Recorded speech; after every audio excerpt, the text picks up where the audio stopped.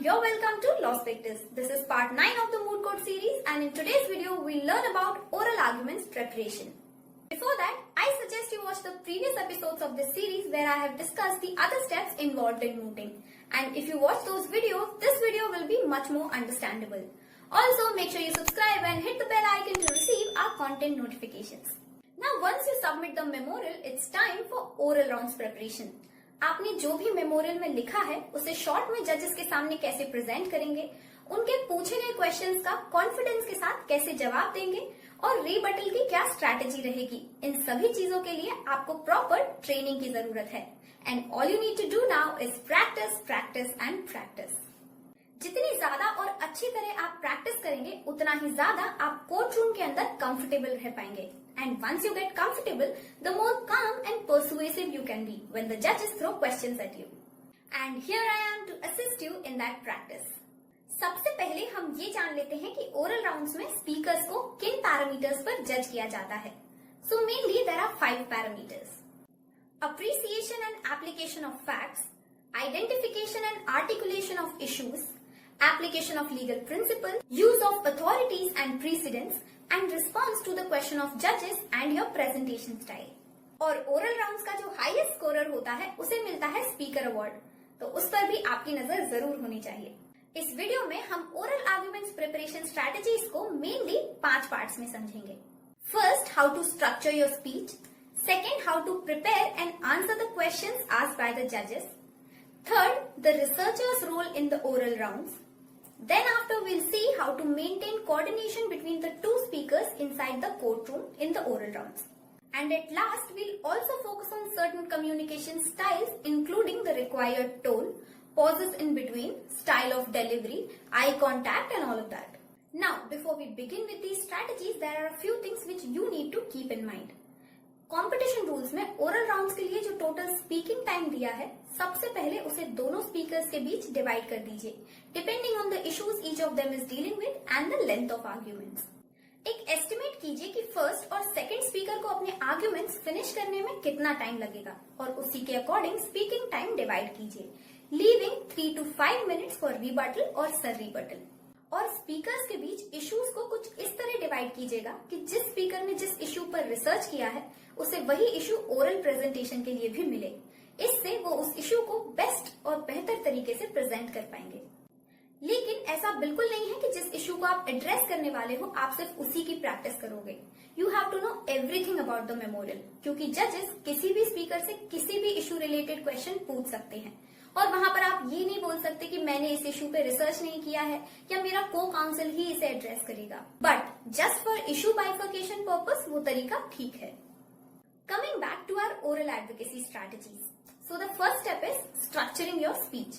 मतलब आपको ये डिसाइड करना है कि कोर्ट रूम में क्या, कितना और कैसे बोलेंगे.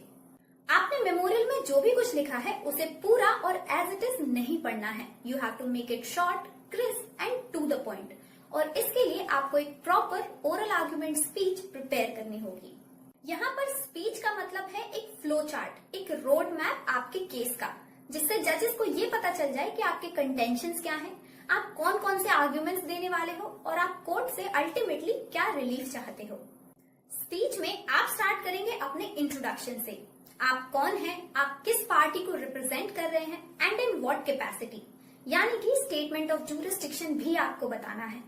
आप कोर्ट को ये बताएंगे कि आपने किस प्रोविजन के अंडर इस कोर्ट को अप्रोच किया है and why this particular court has jurisdiction to try this case. Generally जजेस का सबसे पहला क्वेश्चन यही होता है कि why this court has jurisdiction. तो इससे पहले कि वो आपसे पूछे, आप ये फैक्ट खुद उनको बताइए. This will save your time. Jurisdiction के बाद आपको जजेस से पूछना है कि क्या वो फैक्ट सुनना चाहेंगे या आप डायरेक्टली इश्यूज पर मूव ऑन कर सकते हैं, क्योंकि कई बार ऐसा होता है कि आपसे पहले कुछ टीम्स ऑलरेडी प्रेजेंट कर चुकी होती हैं and by the time you present the जजेस might be well versed with the facts of the case. इसका एक रीजन ये भी है कि आपको जहां हो सके वहां टाइम सेव करना है, so that you can utilize that time later to finish your arguments और answer the questions of the जजेस. अगर जजेस हाँ कहते हैं तो आप डायरेक्टली इश्यूज पर मूव ऑन कर सकते हैं, और अगर वो ये कहें कि वो फैक्ट्स सुनना चाहते हैं तो आपको बहुत ही समराइज्ड वे में फैक्ट्स बताने हैं with necessary details from the perspective of your case. क्या हुआ, कैसे हुआ, लीगल एक्शन क्या था, पिछले कोर्ट ने क्या डिसीजन दिया और इस कोर्ट में आप क्यों आए हैं, बस इतना ही, डायरेक्टली टू द पॉइंट। ध्यान दीजिएगा कि आपका intro plus facts plus issues 1.5 से 2 मिनट के अंदर खत्म हो जाने चाहिए। अच्छा, यहाँ पर मैंने इस सेंटेंस में बेंच और काउंसिल वर्ड का यूज किया है। जस्ट फॉर एग्जाम्पल, आप डिफरेंट मूड्स के अकॉर्डिंग डिफरेंट टर्म्स का यूज कर सकते हैं। अगर जजेस एक से ज्यादा हैं, then you can call them collectively as bench. अगर इंटरनेशनल लॉ मूड है, then you have to address the जजेस as your excellency for one जज and your excellencies for multiple जजेस एज अ कलेक्टिव टर्म। और council की जगह आप होंगे एजेंट। वही नेशनल मूड्स में your lordship, your ladyship, milord जैसे नामों से एड्रेस कर सकते हैं। आर्बिट्रेशन मूड्स में आप जजेस को मिस्टर आर्बिट्रेटर या मैडम आर्बिट्रेटर कह के बुला सकते हैं। और अगर ट्रिब्यूनल के जजेस हैं विच usually comprise of the president, तो आप वहां पर मिस्टर प्रेसिडेंट या मैडम प्रेसिडेंट वर्ड का यूज कर सकते हैं। इस वीडियो में हम सिर्फ ओरल एडवोकेसी पर फोकस करने वाले हैं। बाकी कोर्ट रूम मैनरिज्म्स के बारे में हम अगले आने वाले वीडियो में डिटेल में डील करेंगे। Alright, coming back to our discussion. Facts बताने के बाद आपको डायरेक्टली इश्यूज बताने हैं और ये भी जजेस को बताना है कि आप और आपका को स्पीकर कौन कौन से इश्यूज को एड्रेस करेंगे and for how much time. Then you directly move on to the arguments related to the issues you're taking up. Arguments देते वक्त आपको कभी भी we argue या it is our argument जैसे phrases का यूज नहीं करना है। Instead, you can use phrases like we submit या फिर it is humbly submitted that and then you continue with your point. Because आपको कोर्ट के सामने अपने पॉइंट सबमिट करने हैं। You're requesting the court. आप उनसे आर्ग्यू नहीं कर रहे। You cannot dictate them anything. So keep that in mind and make sure you are polite and respectable enough. इसके अलावा आप जब भी कोई आर्ग्यूमेंट प्रेजेंट करें तो उसे केस लॉ या किसी और लीगल अथॉरिटी से बैकअप जरूर करें, तभी आपका पॉइंट वैलिड माना जाएगा। Well, if you are citing a case, तो जो सबसे रेलेवेंट केस आपके मेमोरियल में है उसे ओरल आर्ग्यूमेंट्स में शामिल करें। कोर्ट के पास इतना टाइम नहीं होता है कि आपके मेमोरियल में लिखे सारे केस को सुने, तो जो सबसे रेलेवेंट केस है, जो सबसे डायरेक्टली और स्ट्रांगली आपके पॉइंट को प्रूव करता है, सबसे पहले उन प्रीसिडेंट्स को रखें। Strong precedent first. आप कोर्ट में जो आर्ग्यूमेंट्स बोलेंगे वो प्लेन इंग्लिश में होने चाहिए ताकि जजेस को इजीली समझ आए। आपको कोर्ट रूम के अंदर कॉम्प्लेक्स वोकैबुलरी का कंपटीशन नहीं करना है। इसके लिए आप किसी ऐसे इंसान के सामने प्रैक्टिस कीजिए जिसे लॉ के बारे में कुछ भी नहीं पता है। अगर आप एक रीजनेबल इंटेलिजेंस वाले इंसान को अपना केस समझा पाते हैं, तो समझ लीजिए कि आपकी लैंग्वेज ज्यादा कॉम्प्लेक्स नहीं है। जहां वाकई जरूरत हो, सिर्फ वही लीगल वर्ड्स का यूज कीजिए। आर्ग्यूमेंट्स के बीच में आपको जजेस को इंडिकेट या रिमाइंड करते जाना है कि आप एग्जैक्टली किस पॉइंट को एड्रेस कर रहे हैं, किस इश्यू का कौन सा पॉइंट या सब पॉइंट। इससे आपके आर्ग्यूमेंट्स भी फ्लो में रहते हैं और जजेस भी कंफ्यूज नहीं होंगे। And you will be saved from those questions from the judges which they ask out of confusion. इसे हम साइन पोस्टिंग कहते हैं। और हर पॉइंट को एड्रेस करने के बाद एक वन लाइनर कंक्लूजन ड्रॉ करते जाइए, जिससे जजेस को पता रहे कि अभी आपने क्या प्रूव किया है। Put up a point, back up with cases और authorities, make a conclusion, move on to the next point. That should ideally be your structure of delivering your arguments. Arguments end होने के बाद आपको जजेस से पूछना है कि क्या वो कोई और सवाल पूछना चाहते हैं आपसे। अगर नहीं, तो आपको उनसे परमिशन लेनी है to move on to the prayer, यानी आप क्या रिलीफ चाहते हैं कोर्ट से। ये सब कुछ जो अभी हमने सीखा मूड कोर्ट ओरल राउंड की स्पीच के बारे में, ये सारा कंटेंट आपको पेपर पर नोट करना है। Everything, right from phrases to address the जज, facts, arguments, cases, prayer, ending sentences, everything. इससे आपको अंदाजा हो जाएगा कि आपकी ओरल प्रेजेंटेशन स्पीच ज्यादा लंबी या छोटी तो नहीं है, and then you can plan your time accordingly. Oral argumentation किसी स्क्रिप्ट रीडिंग की तरह नहीं, बल्कि एक कॉन्वर्सेशन की तरह होना चाहिए, where you are trying to convince and persuade the judges to decide in your favor, which is why questions asked by the judges become important, because they pave the way for your performance assessment and case clarity. Well, this brings us to our second segment, how to answer the questions of the judges. Oral rounds में आपको 3 तरह की bench मिलेंगी, hot bench, cold bench and mixed bench. Hot bench वो है जहां जजेस आपसे एक्टिवली और ज्यादा से ज्यादा सवाल पूछें। कोल्ड बेंच यानी जहां जजेस या तो सवाल ही नहीं पूछते या फिर बहुत मिनिमल क्वेश्चन पूछते हैं, और मिक्स बेंच वो जहां एक जज बहुत एक्टिवली क्वेश्चन करते हैं और दूसरे जज पैसिवली सिर्फ आपको सुनते हैं। अगर जजेस आपसे क्वेश्चन पूछ रहे हैं तो इसका मतलब है कि आपके पास एक गोल्डन अपॉर्चुनिटी है अपनी एडवोकेसी स्किल्स दिखाने की। 90% विनिंग टीम्स अपने आर्ग्यूमेंट्स की वजह से नहीं बल्कि जजेस के पूछे गए सवालों का स्पॉन्टेनियसली एंड कॉन्फिडेंटली जवाब देने की वजह से विनर बनते हैं। जैसा कि हमने पहले भी बात की, moot court is not about speech reading in front of the जज। It's about convincing them by looking at them and talking to them. जजेस के सवालों का जवाब देते वक्त काम एंड कंपोज्ड रहिए और आई कांटेक्ट रखिए, और पूरे ओरल राउंड के दौरान जजेस को अप्रोप्रिएटली एड्रेस कीजिए। Be rightfully differential. एड्रेस कैसे करना है इस बारे में हम ऑलरेडी बात कर चुके हैं। मैक्सिमम पार्टिसिपेंट्स का ये मिसकंसेप्शन होता है कि उन्हें अपनी आर्ग्यूमेंट्स फिनिश करने पर ज्यादा ध्यान देना है, और इसीलिए वो जजेस के पूछे गए क्वेश्चंस पर इतना फोकस नहीं करते और उन क्वेश्चंस को अननेसेसरी इंटरवेंशन समझते हैं या उन सवालों से डरते हैं। Which is why such participants just somehow want to get away with those questions or give some random answer or plead ignorance of knowledge because they are more focused on to quickly finish and get back to their arguments. But let me tell you, ये mooting का एक बहुत ही गलत तरीका है। अगर आपकी arguments complete हो जाती हैं, well and good. लेकिन अगर नहीं भी हो पाती, then it's not a big deal if you have answered well to the judges. mooting में आर्ग्यूमेंट्स फिनिश करने से ज्यादा इम्पोर्टेंट होता है जजेस के सवालों का इफेक्टिवली एंड रीजनेबली आंसर देना, उनकी क्वेरीज को सेटिस्फाई करना।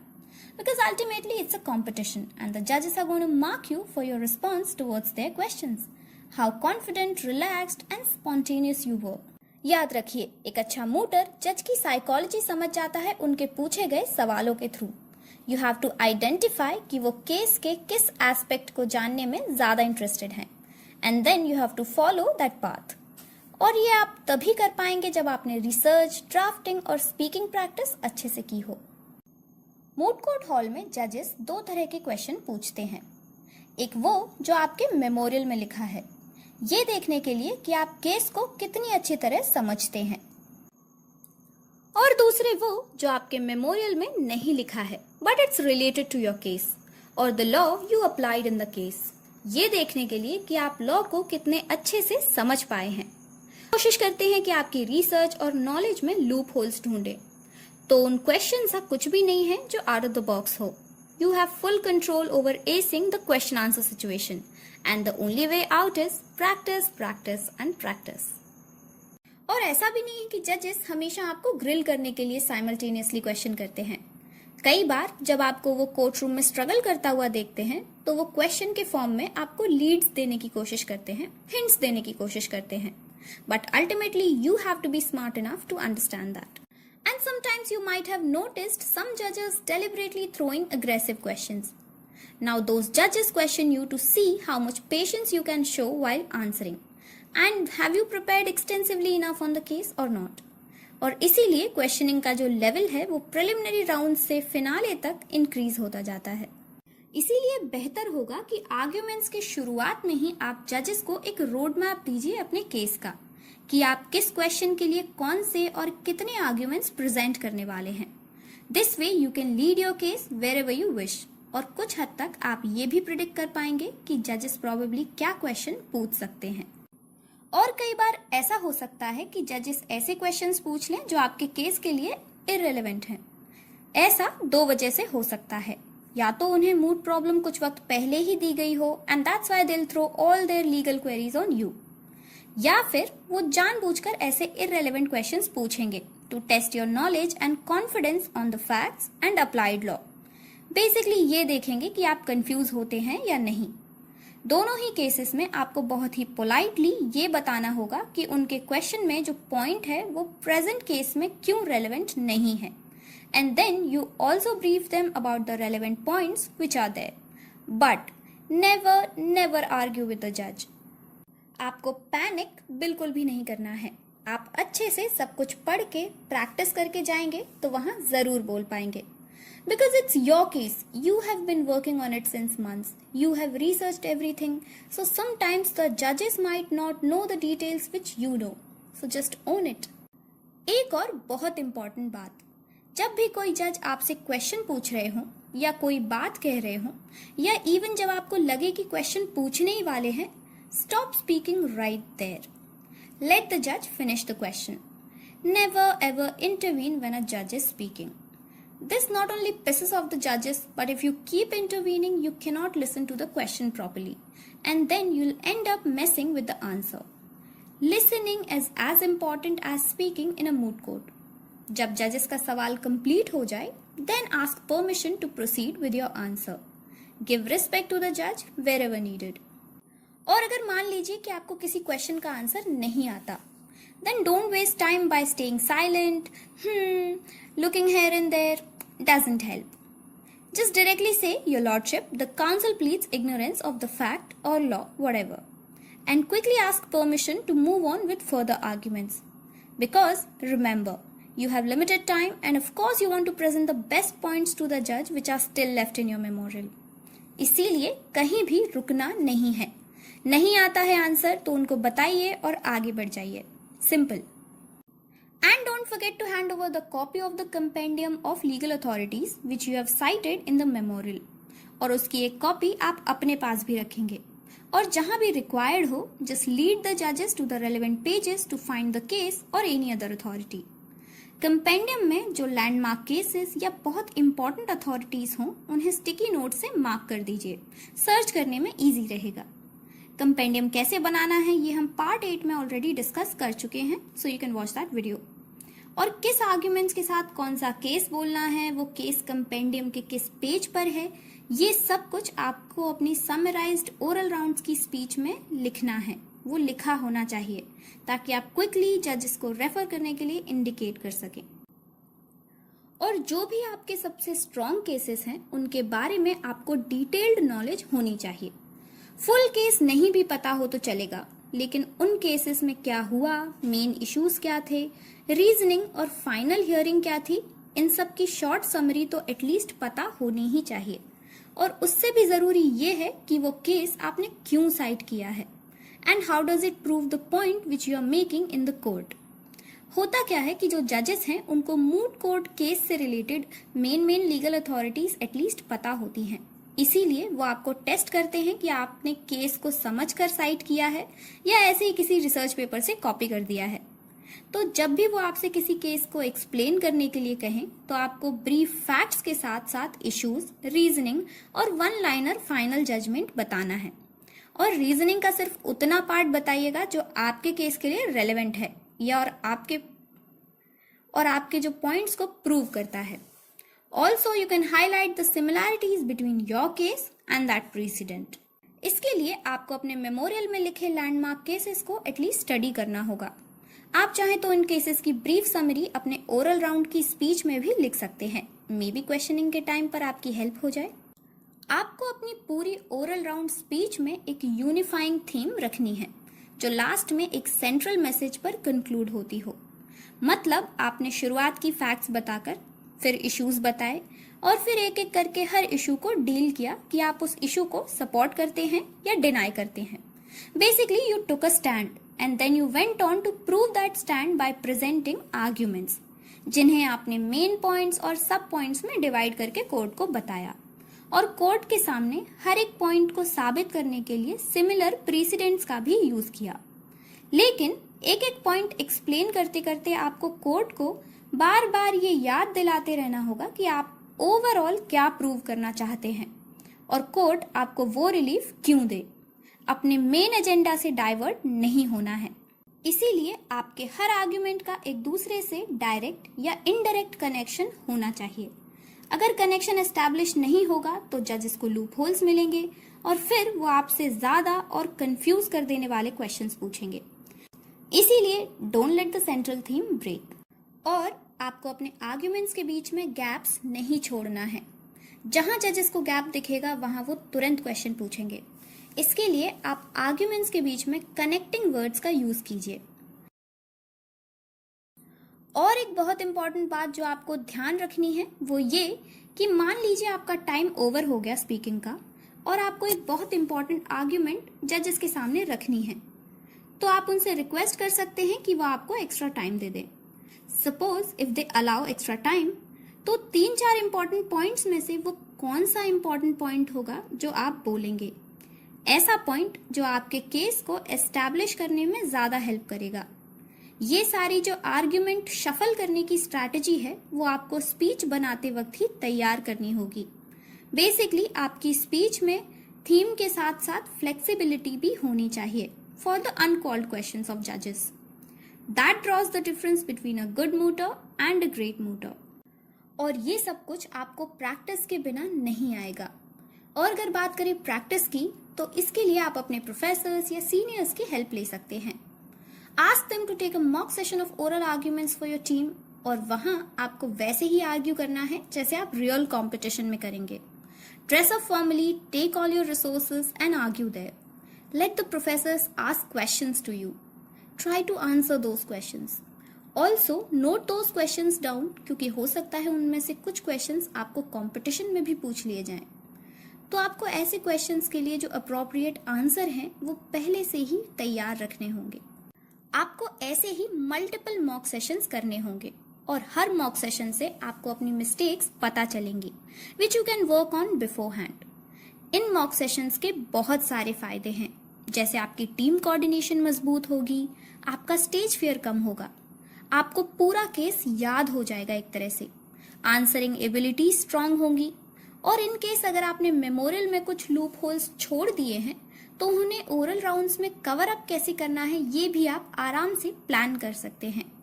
ओवरऑल आप जब रियल कंपटीशन राउंड में जाएंगे तो आपको नर्वस फील नहीं होगा और कुछ अलग नहीं लगेगा। Coming to our third point, which is the role of researcher inside the court room. Researcher का काम सिर्फ मेमोरियल सबमिशन के बाद एंड नहीं होता है। Researcher has to be very active during the oral rounds as well.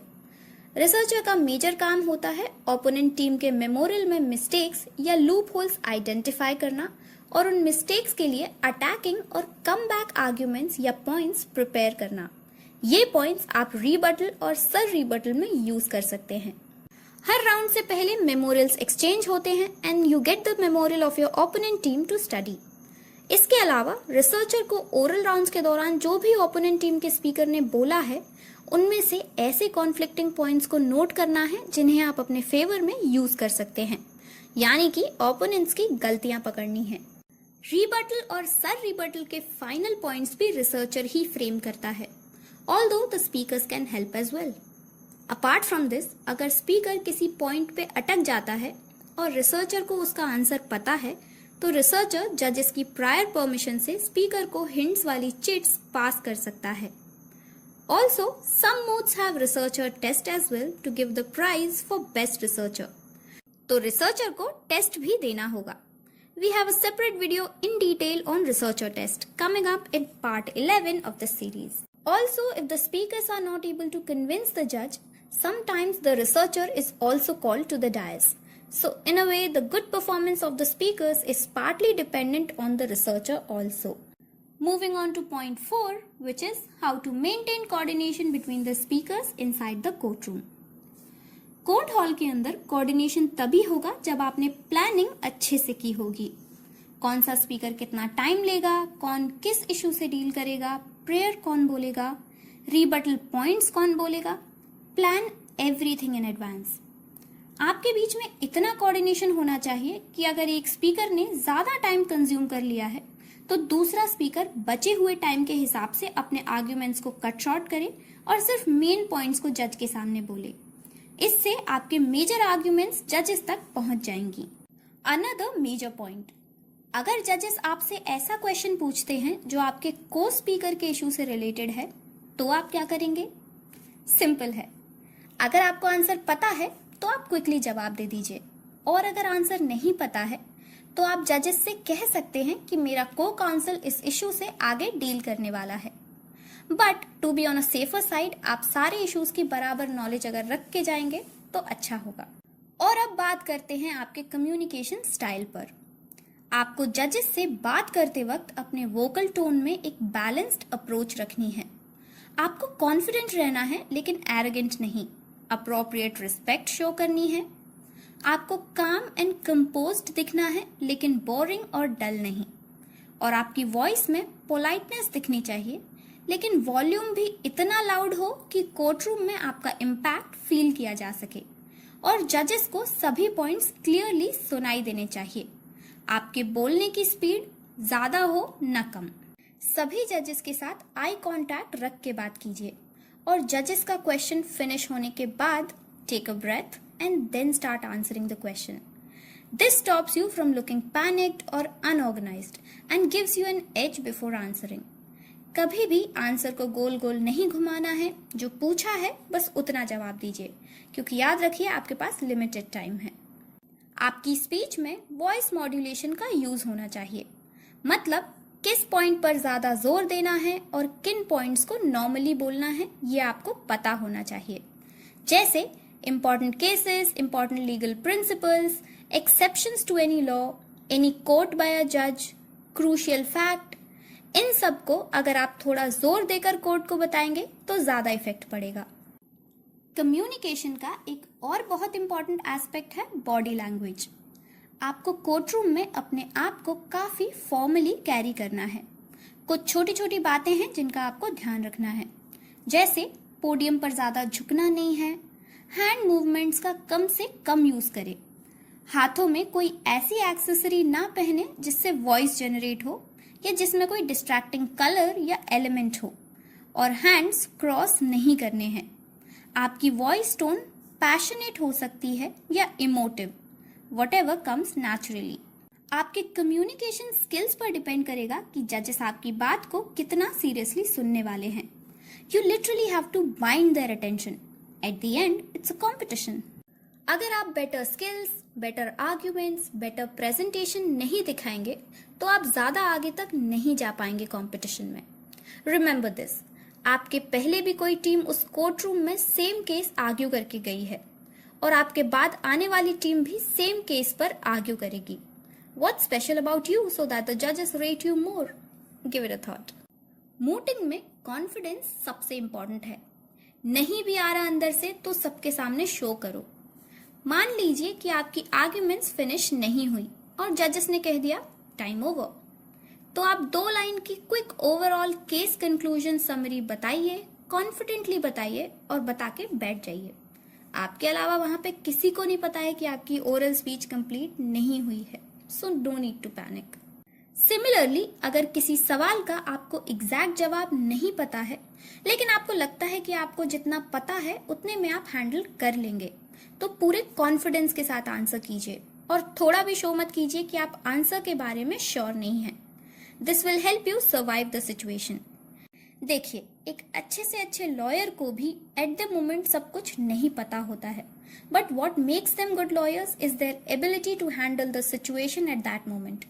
इसीलिए oral rounds की मॉक प्रैक्टिस बहुत इंपॉर्टेंट है। एंड लास्टली, रीबटल्स और सर रीबटल्स को अंडर एस्टिमेट मत कीजिएगा। Your activeness in the rebuttal shows the जजेस that you are not only mechanically sticking to your speech, but you are also applying your arguments with the mistakes of the opponents to make your case stronger, and this is an excellent advocacy skill. Alright, so this is it for this video. I really hope I've covered each and every detail for oral rounds here and all your doubts have been cleared. However, your queries will always be welcomed in the comment section below. Next part यानी part 10 में हम सीखेंगे कुछ court mannerisms के बारे में. If you loved the content of this video, do hit the like button, subscribe to the channel and hit the bell icon to get regular notifications of our videos. Thank you for watching and happy mooting.